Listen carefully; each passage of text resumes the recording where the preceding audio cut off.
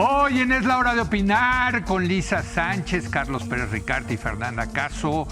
Vamos a debatir sobre la libertad de expresión y la censura en México.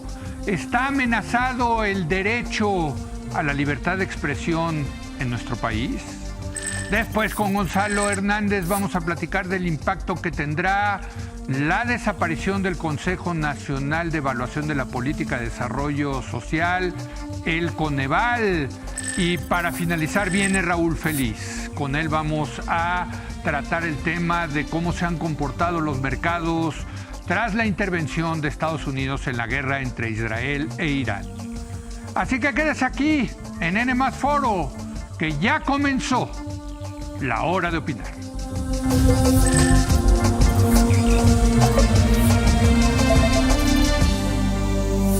Muy buenas noches. En los últimos meses se han multiplicado los casos de políticos que quieren acallar las voces críticas de periodistas y ciudadanos, utilizando tribunales obsecuentes que se prestan para tal propósito. El tema de la libertad de expresión ha dominado estos últimos días las páginas editoriales de los periódicos y programas de opinión como el que tenemos esta noche. Y es que ahora están persiguiendo a quienes los critican, no solamente a los medios, sino también, por cierto, en las redes sociales. La presidenta Claudia Sheinbaum, por su parte, ha asegurado que en México no hay censura y eso es gracias a la Cuarta Transformación. Para seguir debatiendo si está amenazada o no la libertad de expresión en México, saludo a la mesa de los miércoles. Lisa Sánchez, buenas noches. ¿Cómo están, Leo? Buenas noches a todas y todos. Carlos Pérez Ricart. ¿Qué tal, Leo? ¿Cómo están? Fer Caso.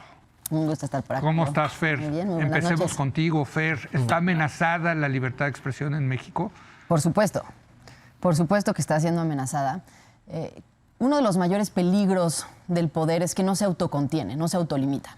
Necesita controles externos, necesita contrapesos. Y en este momento, esos controles, esos contrapesos están siendo muy debilitados, si no es que en algunos casos ya no existen. Uh-huh. En este espacio llevamos 2 años teorizando sobre la importancia, ¿no?, de tener estos balances entre poderes, tener un poder judicial independiente, poder tener organismos autónomos que realmente lo sean. Y hablábamos mucho en términos teóricos, ¿no?, de lo que podría pasar si no se tuvieran esos contrapesos. Me parece que este caso, ¿no?, el de la censura, el de jueces que están emitiendo sentencias o medidas cautelares contra ciudadanos en contra de dichos que han dicho, o sea, que han hecho en contra de políticos, es el primero de esos casos en donde ya se puede ver de manera tangible cuál es el efecto de no tener contrapesos. Y lo vemos no únicamente por el efecto que están teniendo en ellos, porque sí, hay un periodista en Campeche que está siendo perseguido penalmente y un medio de comunicación cerrado.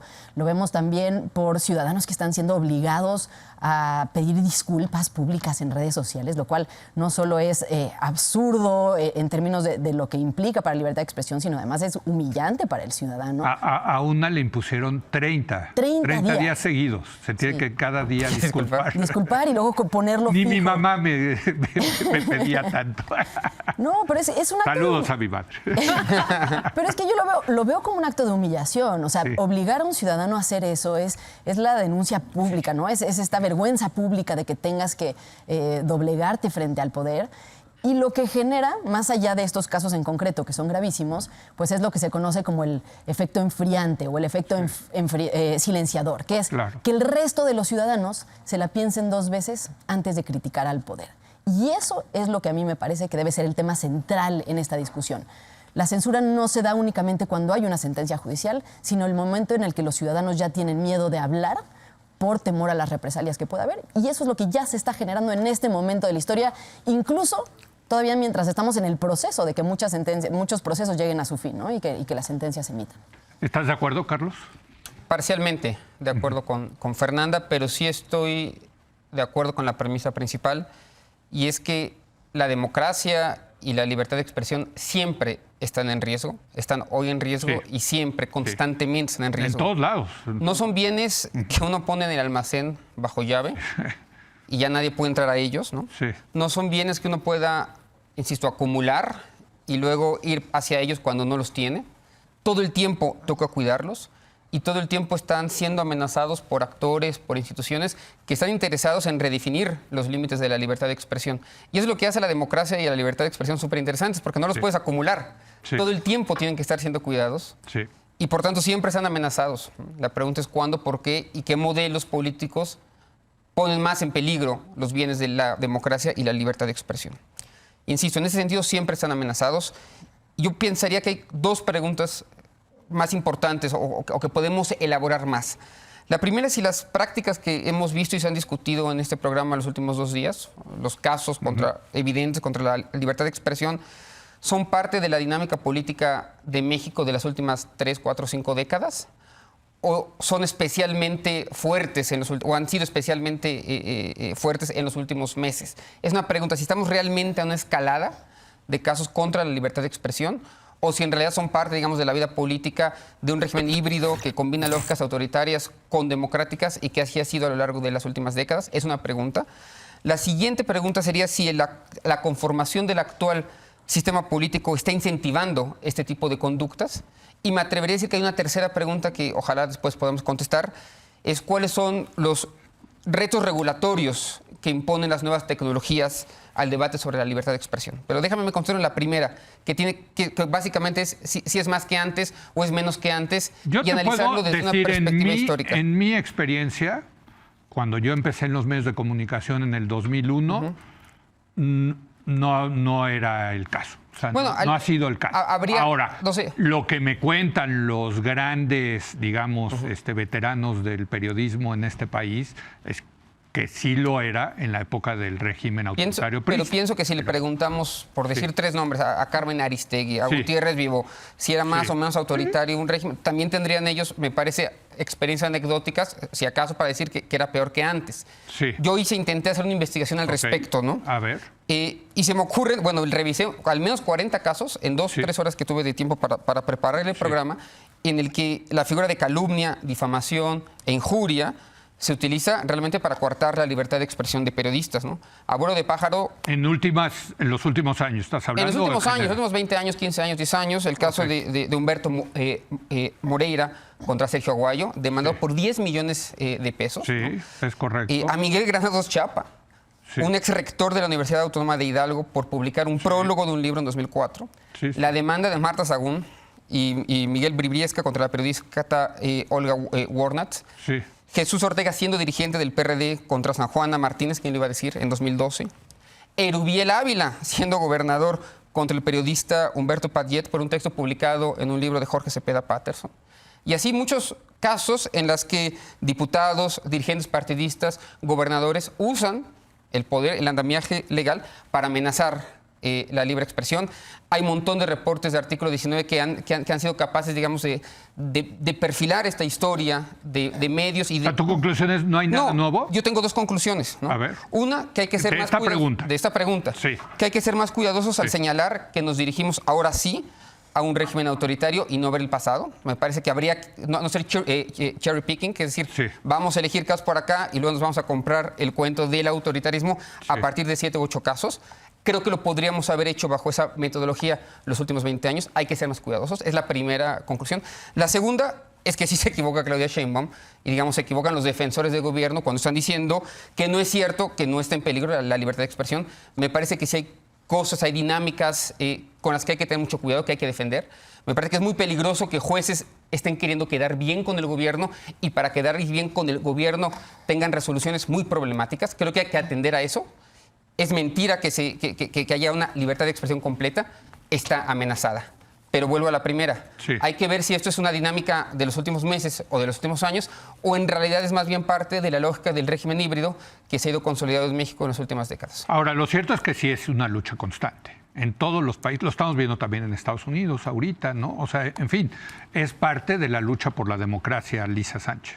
Sí, pero a pesar de que estoy completa y absolutamente de acuerdo en que las libertades nunca están 100% ganadas, los derechos nunca están 100% conquistados y el poder nunca está contenido, Creo que si nosotros lo que decimos es, bueno, esto es como siempre ha sucedido y podemos encontrar ejemplos igual de aberrantes a los de hoy en el pasado, contribuimos a una normalización de una situación que no debe ser bajo ningún parámetro normal en el presente y sobre todo, digamos, contribuimos de manera indirecta a que esto siga sucediendo en el futuro.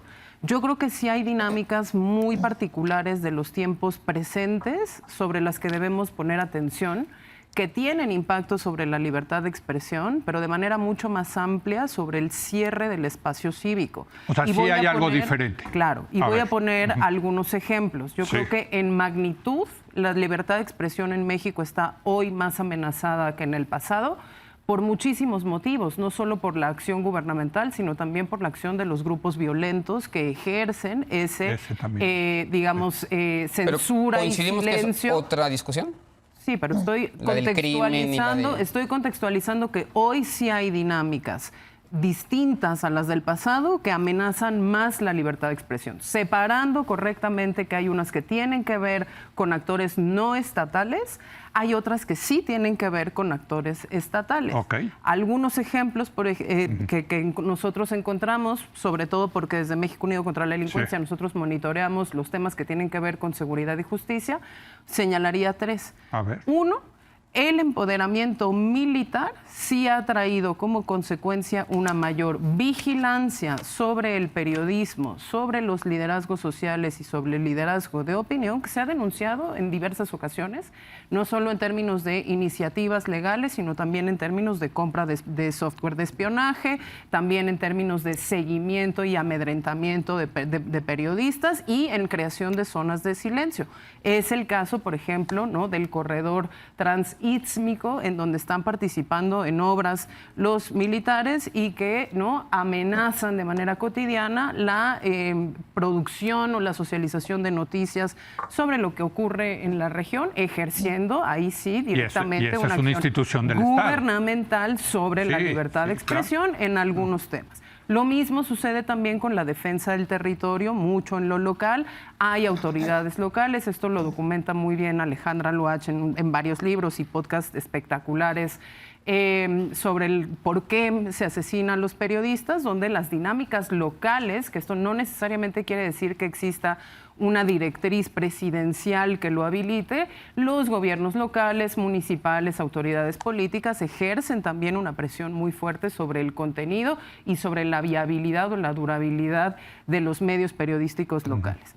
Una tercera dinámica, digamos, además de la vigilancia, además de el ejercicio, digamos, autoritario del poder del sector militar, de las dinámicas de poder locales en donde sí participan políticos, no solo gobiernos, sino también actores políticos de oposición incluso, pues existen todas las... digamos, como el componente novedoso, que creo que es lo que nos está indignando en el caso de por lo menos de los 8 casos que se han presentado en esta mesa en los últimos 3 días, que tiene que ver con el componente de humillación por la creación de un ambiente en donde aquellos afectados en sus imágenes por los comentarios de la ciudadanía o por los comentarios de los periodistas o el trabajo de unos medios, lo que hacen es ejercer lo que Fer decía, que es esa humillación pública, haciendo además uso también de recursos del Estado públicos, claro, para poder hacerlo. Claro. Y eso creo que sí son dinámicas que tenemos que poner atención, que tenemos que dejar de normalizar si nos queremos responsabilizar, uno, de que en teoría es un gobierno progresista y entonces pues no le convendría para nada compararse, ¿no?, con momentos históricos de abierto autoritarismo, y dos, con un futuro en el cual pues esto le puede costar también políticamente muy caro al régimen, sobre todo si los pequeños reyesillos como Laida Sansores, ¿no?, que además en el marco del carnaval, por ejemplo, hace sus representaciones, ¿no?, insulta, ella insulta y además martes del jaguar, sus propios programas se utilizan exactamente para el mismo fin, pues puede tener implicaciones importantes, yo creo, que en el manejo y la conducción política del propio gobierno de la presidenta Claudia Sheinbaum. Ahora, pongo sobre la mesa la reacción de la presidenta. Pues se ve molesta, yo diría que hasta enojada con este tema, no le gusta, ella sigue machacando que hay libertad de expresión, que el solo hecho de estar en este tipo de mesas discutiendo eso es una muestra de que no hay censura, de que hay libertad de expresión. Hay un rechazo tajante, me parece, por parte de la jefa del Estado mexicano. ¿Es una reacción correcta o podría haber una alternativa? ¿O qué alternativa podría haber para la presidenta en esto? Bueno, a ver, es que la libertad de expresión no es una cosa de absolutos, ¿no? O sea, sí, claramente hay espacios en donde la gente se puede expresar, este es uno de ellos, pero por otro lado también está habiendo una amenaza clara, contundente contra gente que está expresando su opinión en diversos espacios, y eso pues no está con... Es decir, pueden suceder las dos cosas al mismo tiempo, pueden coexistir las dos cosas. Yo creo que ella, como jefa de Estado, pero particularmente como líder de un movimiento, pues sí tiene una responsabilidad de mandar un mensaje, como lo ha hecho en casos en los que genuinamente está en contra de prácticas políticas, de decir esto no está permitido. Como el nepotismo. Como fue el caso del nepotismo, me parece uno clarísimo, como han hecho en casos de austeridad. Es decir, más allá de lo que dicen las leyes, de lo que está formalmente establecido, ella y el expresidente López Obrador han mandado mensajes contundentes para su propia organización diciendo esto no se vale. Porque lo que sí vemos es que aunque no todos los casos de los que estamos hablando aquí son relacionados con gente del gobierno, la mayoría sí son. Probablemente porque la mayoría de la gente del gobierno hoy es de Morena. Pero hay 2 gobernadores involucrados, hay una diputada federal, un diputado local. Es decir, sí vemos un patrón muy conveniente para quienes hoy ostentan el poder y que de alguna forma esperaríamos que quien está a la cabeza de ese movimiento diera un mensaje de, oye, esto no se vale, si realmente tiene ese compromiso. Me llama la atención los casos que trae Carlos sobre la mesa, porque justamente han sido casos que han servido de precedente para empezar a formar una jurisprudencia, para poder formar una doctrina sobre qué se vale y qué no se vale dentro del ámbito público y cuáles son los límites a la libertad de expresión, porque sí los hay, pero también cuáles son los raseros que se tienen que utilizar para ver si se tiene que sancionar o no sancionar a un ciudadano. La mayoría de estos casos han sido casos que se cayeron después en la Corte, por ejemplo, por decir, oye, pues un gobernador no puede tener el mismo nivel de escrutinio que lo que tiene cualquier otro ciudadano. Claro. Es más, cuando una persona es candidata o candidato para un cargo público, la ciudadanía tiene que tener mucha información y se tiene que fomentar el debate no únicamente sobre su trayectoria pública, sino también sobre sus intereses privados, quién es su familia, cuáles son sus vínculos, qué le gusta hacer más allá de la política, y mientras más alto es el cargo al que están aspirando, pues el escrutinio es mayor, ¿no? No es lo mismo que se exige revelar de la vida privada de una persona que aspira a la presidencia que alguien que va para regidor. Pero en el mismo sentido va también el nivel de lo que tienen que aguantar de las críticas.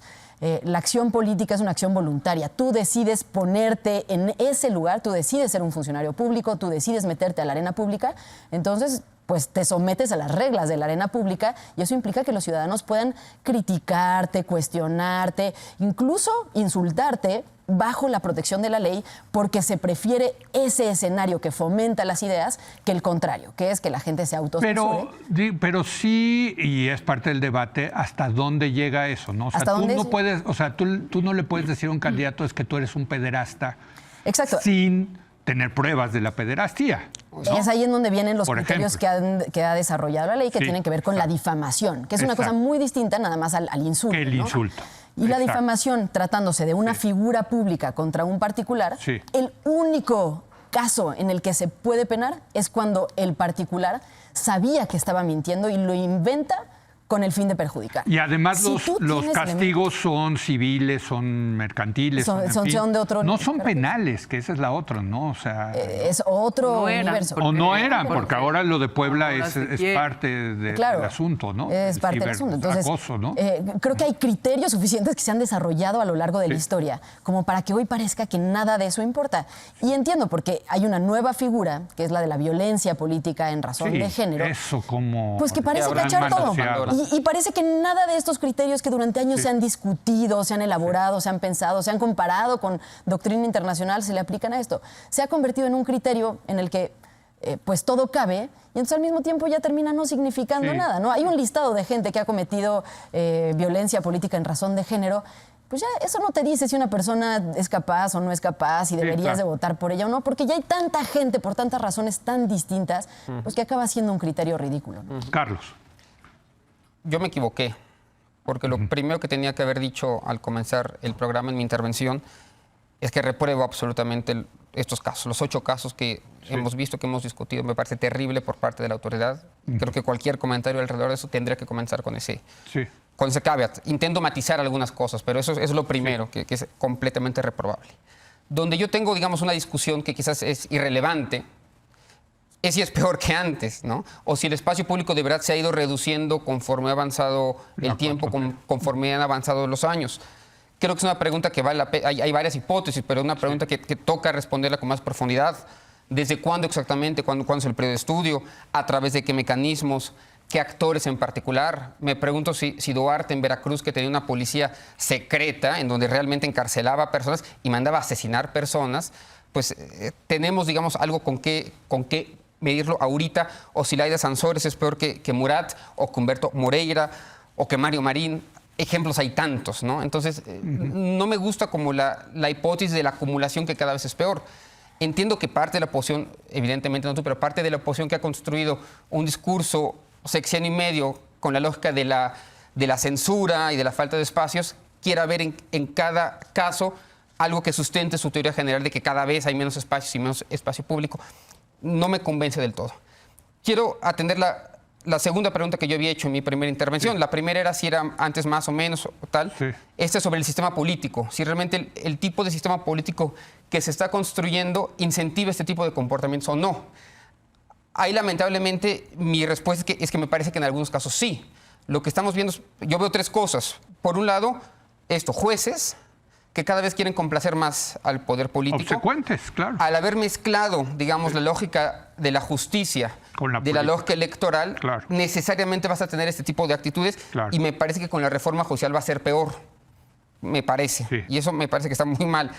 Lo segundo es que sí es verdad que el ciudadano cada vez pareciera que tiene menos recursos para defenderse. La desaparición, por ejemplo, del INAI y de otro tipo de cosas elimina, digamos, posibilidades para que el ciudadano pueda hacer frente al poder, frente al gran leviatán. Me parece que son temas con los que hay que tener cuidado, y qué bueno que los estemos hablando. Y me parece especialmente grave que estos casos sucedan en gobiernos de izquierda, en el caso de Puebla, en el caso de Campeche, y en general que la presidenta no es un poquito más dura, digamos, hacia esos gobernadores. Por otro lado, sí quiero recuperar lo que menciona Fernanda. La presidenta me parece que aún faltándole, digamos, un poco más de energía en descalificar este tipo de agresiones, por lo menos se ha dicho que se distancia completamente de ellas, que el papel de un gobierno progresista es intentar llevar al máximo la libertad de expresión, y ese tipo al menos de comentarios no se habían visto por lo menos en el gobierno del presidente López Obrador, que durante la mañanera era muy duro ante los periodistas, y me parece que está mandando las señales adecuadas, aunque me gustaría que fuera todavía un poco más, porque en un sistema centralizado como el que se está construyendo, pues ese tipo de líneas verticales me parece que son más funcionales. Entonces, tiene la obligación de todavía ser un poco más energética de lo que está haciendo con ese tipo de conductas. Lisa Sánchez. Creo que la sanción simbólica es importante, y en ese sentido concuerdo en que tendría que haber habido una reacción de reprobación de las conductas, por ejemplo, de Noroña, ¿no?, en el Senado, por parte de la presidenta, pero creo que si las instituciones mexicanas funcionaran realmente independientes a las lógicas del poder, se le habría iniciado una investigación por malversación de fondos, ¿no? Por lo menos.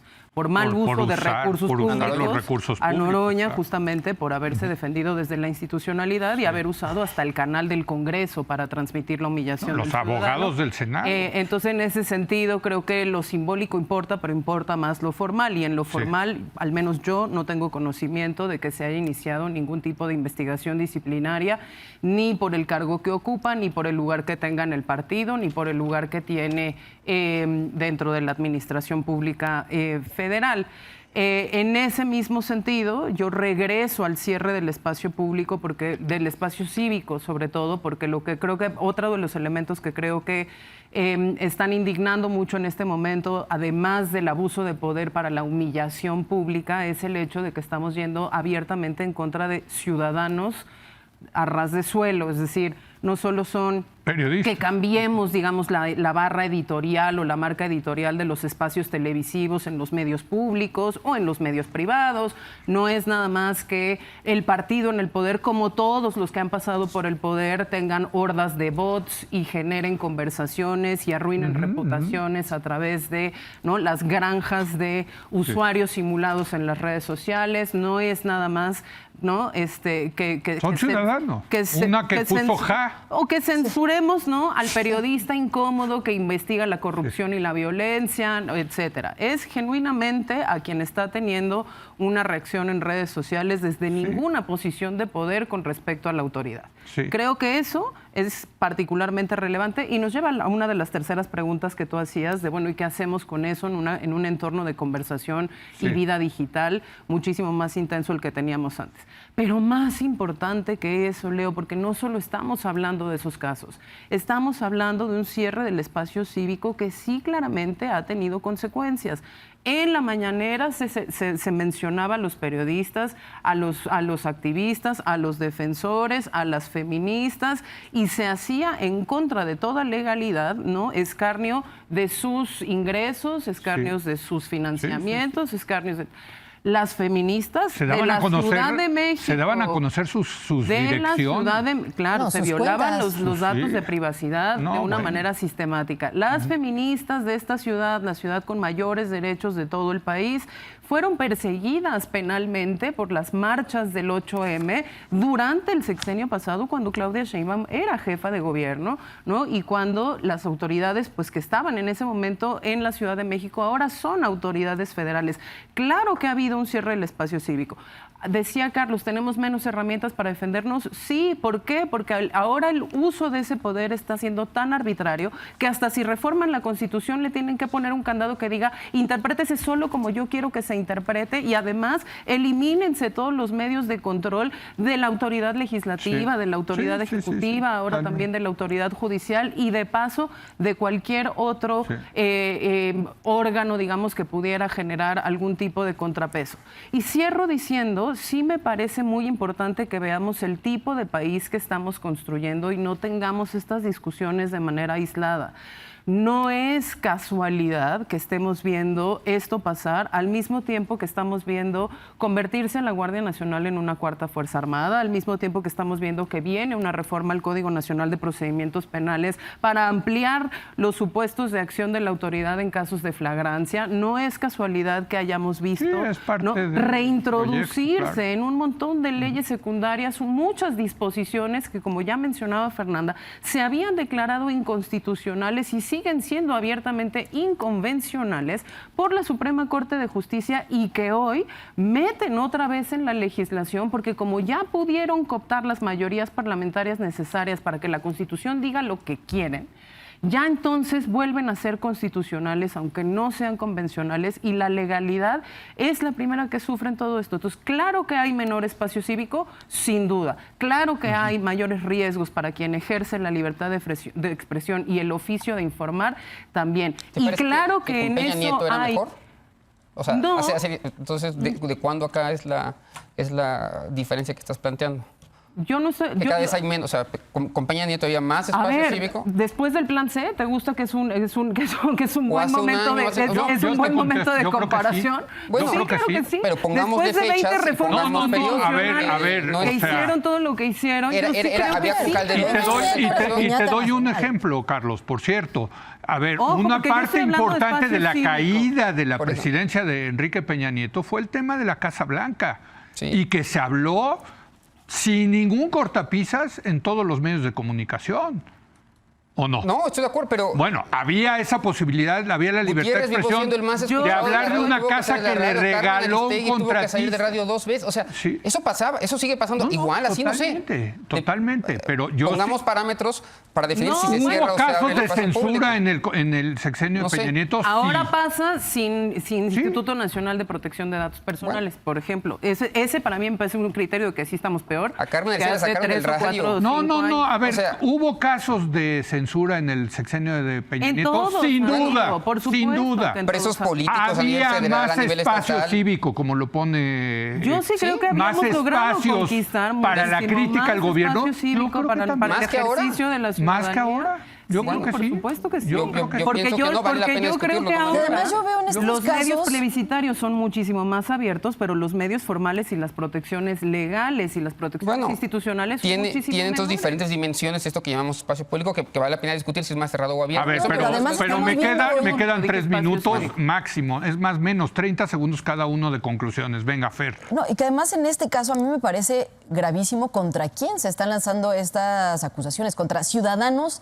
de a pie que utilizan una cuenta de redes sociales para publicar un comentario sarcástico o molesto o un cuestionamiento desde pues, cuentas que tienen unos cuantos miles de seguidores. Sí es una dinámica distinta. Ese ataque contra ciudadanos individuales que están ejerciendo su libertad de expresión como si lo estuvieran haciendo en la calle, sí es algo pues, que no era lo común en sexenios anteriores y eso es una novedad gravísima. Muy bien. Bueno, Va, se nos Carlos, acaba el 30 tiempo. segundos, sí, perdón. Yo pienso que es especialmente grave que el acoso contra periodistas y contra ciudadanos venga de gente que enarboló en su día la bandera de También, la izquierda. Claro. Que gente Sí. como Gerardo Fernández Noroña, por ejemplo, haya humillado hacia un ciudadano en el Senado, o que Laida Sansores, que además, por cierto, o el periodista al que está acusando fue periodista de un medio de comunicación que su papá abrió en su momento allí en Campeche. Sí. Que vengan de personas que vienen, digamos, del partido de la izquierda, hace esto especialmente grave. A mí me da mucha vergüenza que venga de ellos. Ojalá la presidenta ahí ponga orden. Muy bien, 30 segundos. Creo que Carlos tiene razón en una cosa y es que no podemos hablar de prácticas distintas cuando en realidad los actores políticos son los mismos. Y entonces aquellos que estaban en la oposición en el régimen autoritario hoy están en la coalición gobernante. Aquellos que estuvieron también tomando decisiones en los sexenios panistas también forman parte de la coalición gobernante. Lo único que sí da muchísimo coraje es que, ¿se acuerdan de Presunto Culpable? Sí. De que, ¿no? Ese documental Sí. ¿no? Nos narró toda la Sí. historia de la corrupción que había en el sistema de justicia penal. Bueno, ese lo hizo la hija de Laida Sansores. Sí, Laida Negrete, a quien y le ella mandamos sufrió saludos, sí. una persecución Sí. tremenda por haber expuesto a través de ese documental la corrupción del sistema de justicia penal y hoy es su madre en una posición de poder quien está ejerciendo exactamente las mismas prácticas de las que Sí. ella fue víctima. Qué vergüenza. Bueno, yo sí quiero decir que en mi ya, me atrevería a decir, larga experiencia en los medios de comunicación, en el periodismo de opinión, a todos los gobiernos les molesta que los critiquen, a todos, sean de izquierda, de derecha, azules, tricolores, morenos, a todos les molesta. La pregunta es qué hacen al respecto, cómo reaccionan. Esa es la pregunta. Creo que es una pregunta abierta. Está por verse Claro, qué hace este gobierno frente a este tipo de amenazas. Ese es el punto, ¿no? O sea, a todos les molesta, unos hacen unas cositas por acá, otros hacen otras cosotas por acá. La pregunta es si esas cosotas o cositas sí limitan la libertad de expresión, ¿no? Y yo creo que con todo, o sea, porque me quedo con tu... Claro que hubo en el de Fox, en el de Calderón, el de Peña, casos de censura, y claro que hubo, ¿no? Pero el ambiente era un ambiente de censura, como estamos teniendo en este momento. Yo pienso que hay mucha gente que podría decir que sí. Y tendría diferentes experiencias. Por eso es un debate, yo creo, abierto. Pero, a ver, que yo recuerde en este programa, pues no sé si habremos hecho alguna vez unas mesas sobre si está amenazada o no la libertad de expresión, ¿no? Y ahorita las estamos teniendo, será por algo, ¿no? Será por algo. En fin, digo, y las vamos a seguir teniendo en la medida en que se puedan. Gracias, Lisa. Gracias, Carlos. Gracias, Fer. Hacemos una breve pausa. Oiga, desapareció el Coneval, que evaluaba la política social del gobierno. Se le pasó a la INEGI ahora. Vamos a ver si esto tiene consecuencias importantes para... En última instancia, el tema es si esto va a servir o no para el combate a la pobreza en México. Regresamos.